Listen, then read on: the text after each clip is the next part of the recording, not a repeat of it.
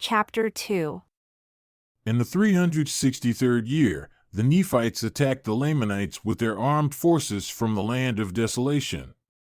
But the Nephite forces were pushed back to the land of desolation. While they were exhausted, a fresh Lamanite army attacked them. They had a fierce battle, resulting in the Lamanites taking the city of desolation and killing many Nephites, and taking many prisoners. The survivors fled and joined the inhabitants of the city of Teancum. Now the city of Teancum was near the seashore and close to the city of desolation. It was because the Nephite armies attacked the Lamanites that they began to be destroyed, otherwise the Lamanites wouldn't have been able to defeat them. But God's judgments will overtake the wicked. And it's by the wicked that the wicked are punished.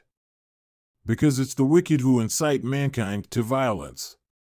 And the Lamanites prepared to attack the city of Teancum. In the 364th year, the Lamanites attacked the city of Teancum, trying to take control of it. But they were repulsed and driven back by the Nephites.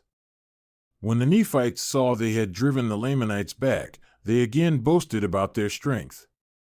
They went out relying on their own strength and retook the city of desolation. Now thousands had been killed on both sides, on the part of both the Nephites and Lamanites while all this happened. And the 366th year ended, and the Lamanites once again attacked the Nephites. Yet the Nephites didn't repent but persisted in their wickedness. It's impossible for the tongue to describe or for a person to write a complete description of the horrible scene of blood and carnage that occurred among both the Nephites and Lamanites. Every heart was hardened so that they enjoyed killing continually. There had never been such great wickedness among Lehi's descendants, not even among the whole house of Israel, according to the Lord's words, as took place among this people. The Lamanites took the city of desolation, and this was because they outnumbered the Nephites. They also marched against the city of Teancum and drove out the inhabitants and took many women and children prisoners, and then offered them up as sacrifices to their idol gods. In the 367th year, the Nephites were angry because the Lamanites had sacrificed their women and children. And they attacked the Lamanites with fury, and again beat the Lamanites and drove them out of their lands. The Lamanites didn't return to attack the Nephites until the 375th year. In that year, they came down and attacked them with all their power. There were so many they weren't counted. From that time on, the Nephites never had any success against the Lamanites, but began to be swept away like dew exposed to the sun. The Lamanites attacked the city of desolation. A terrible battle was fought in the land of desolation, in which they defeated the Nephites. The Nephites ran away to the city of Boaz. There they stood bravely against the Lamanites, and the Lamanites didn't defeat them until a second attack. When they attacked a second time, the Nephites were defeated and killed in a truly great slaughter, and their women and children were again sacrificed to idols. The Nephites again fled, taking all the inhabitants with them, in both towns and villages.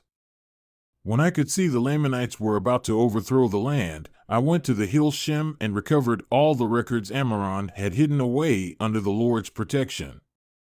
I then united with the Nephites and changed my mind about the oath I made not to help them anymore. They again gave me command of their armies because they looked on me as if I could rescue them from their terrible predicament. But I didn't have any hope. I knew the Lord's judgments would come upon them because they didn't repent of their iniquities but fought for their lives without calling on that being who had created them. The Lamanites attacked us after we had fled to the city of Jordan. But they were driven back and they didn't take the city at that time. They attacked us again, and we kept the city. There were also other cities defended by the Nephites, and these strongholds stopped their advance, preventing them from entering the countryside behind this line to slaughter the inhabitants of our land. But any place we passed without bringing the inhabitants with us was destroyed by the Lamanites. All the towns, villages, and cities were burned down. And so 379 years came to an end. In the 380th year, the Lamanites attacked us again. We confronted them boldly. But it was useless, because their numbers were so large that they trampled the Nephites underfoot. And we fled again. Those who were faster than the Lamanites escaped, but those who weren't faster were overtaken and killed. Now I don't intend to distress people's souls by describing such an awful scene of blood and carnage as I witnessed. But I know these things must be made known. Everything hidden must be revealed on the housetops. Information about these events must be given to the remnant of this people, and to the Gentiles the Lord said would scatter this people like they were nothing. Therefore I write a short summary because I was commanded to do this, not daring to give a full account of the things I've seen because it would be too distressing to describe fully the wickedness of this people. This account is for their descendants and for the Gentiles who care about the house of Israel and realize where their blessings come from. I know the Gentiles will mourn over the misfortunes of the house of Israel. Indeed, they'll grieve over this people's destruction. They'll mourn that this people didn't repent, to then be embraced in the arms of Jesus.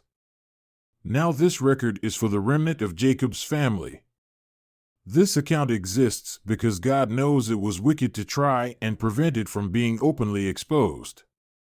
These things are to be hidden away with the Lord's protection, so they can come forth when He decides it's the right time. This is the commandment I've received. They'll become available according to the Lord's commandment when in His wisdom He determines it's proper. This record will go to the unbelieving Jews. They'll get it to persuade them that Jesus is the Messiah, the Son of the living God.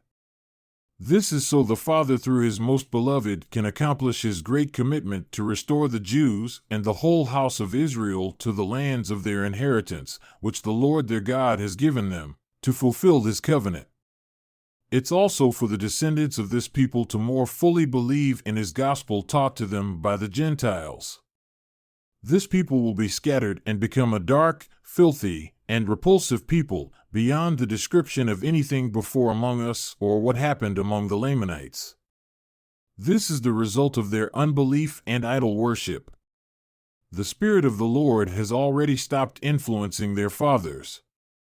They're without Christ and God in the world, and they're driven about by the wind like chaff.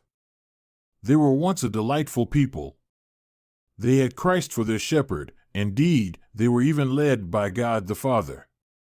But now they're led about by Satan, just like chaff is driven by the wind, or like a vessel tossed about on the waves without a sail, anchor, or anything to steer her with. Just as she is, so are they. The Lord has reserved the blessing they could have received in the land for the Gentiles who will occupy the land. They'll be driven and scattered by the Gentiles. After they've been driven and scattered by the Gentiles, then the Lord will remember the covenant He made with Abraham for the whole house of Israel. The Lord will also remember the prayers of the righteous offered to Him on their behalf. Then, all you Gentiles, how will you survive against God's power unless you repent and turn away from doing evil? Don't you realize you're in God's hands? Don't you realize He has all power, and at His great command the earth will be rolled together as a scroll?